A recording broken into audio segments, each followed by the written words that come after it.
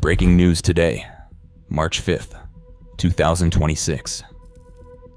10 days ago, at exactly 12:57 in the morning, something deep beneath the South China Sea moved, violently and without warning. Within seconds, Malaysia began to shake. A magnitude 7.1 earthquake struck off the coast of Sabah in Malaysian Borneo, northwest of Kudat.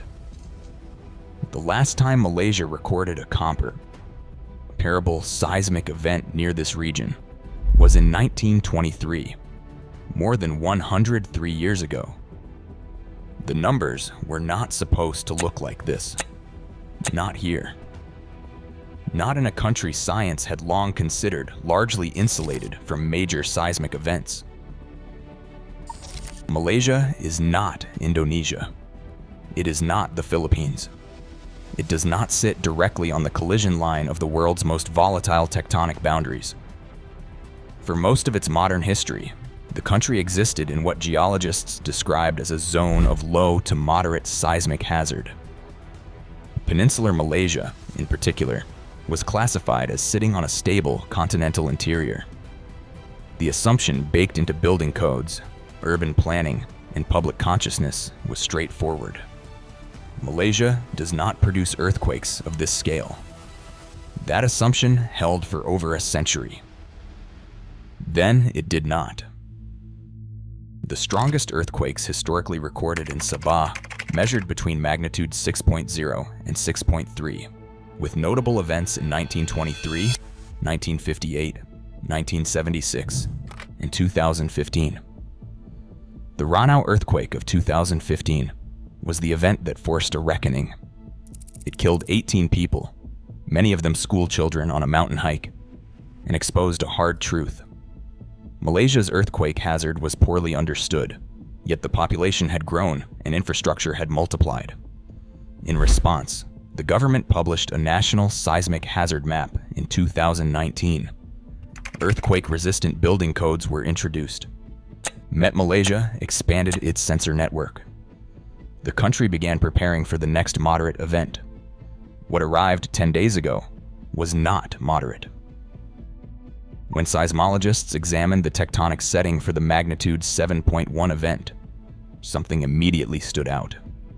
The earthquake occurred at a depth of approximately 620 kilometers, well below the typical range for crustal earthquakes. The USGS slab 2.0 model, which maps subducting tectonic slabs beneath Earth's surface, had no recognized slabs plotted near the location. The event did not fit neatly inside any existing framework. The data was correct. The models were not wrong exactly. They were incomplete. Deep focus earthquakes at depths greater than 500 kilometers are rare, but they remain scientifically contentious. They sometimes occur within ancient, deeply subducted tectonic slabs that no longer appear at the surface. And what geophysicists call a fossil slab is a remnant of oceanic crust that subducted millions of years ago, now buried far beneath the sea floor, still cold and brittle enough to fracture. The unusual depth meant seismic energy had to travel through over 600 kilometers of rock before reaching the surface, naturally reducing the intensity of ground shaking felt above. More energy was released, and yet there was less destruction at the surface. A geological paradox embedded in the Earth itself. Residents in Kota Kinabalu reported ceiling fans swinging, picture frames shaking, and wardrobe doors opening in the night. No immediate reports of damage or injuries emerged, and no tsunami warning was issued. The physical consequences this time were contained. But the institutional consequences were not. The Malaysian Meteorological Department confirmed this was the strongest earthquake to strike the country in 11 years, and at magnitude 7.1, it exceeded every event in the modern record for this specific offshore zone. The absence of casualties is not a signal that the system is safe. It is a signal that this particular event was deep enough to spare the surface, A shallower rupture of equivalent magnitude would have produced a profoundly different outcome. Malaysia currently operates 80 seismic sensors and has deployed 83 tsunami sirens in tsunami-prone areas nationwide. The Malaysian Tsunami Early Warning System can relay earthquake alerts to the public within 8 minutes of detection.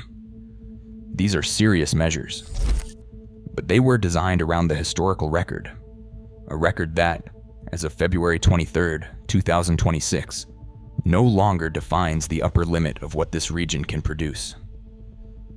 Malaysia spent over a decade upgrading its seismic preparedness after the 2015 Ranau earthquake.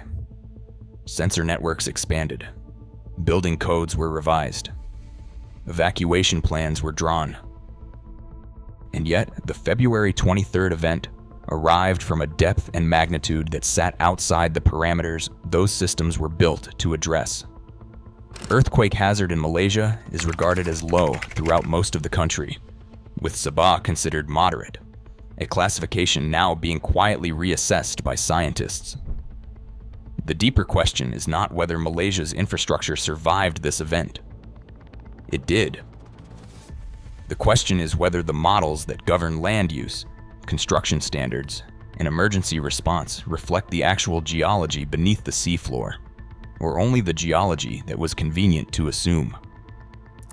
A magnitude 7.1 earthquake does not destroy a country, but it does reveal the distance between what a system was designed for and what the Earth is capable of producing.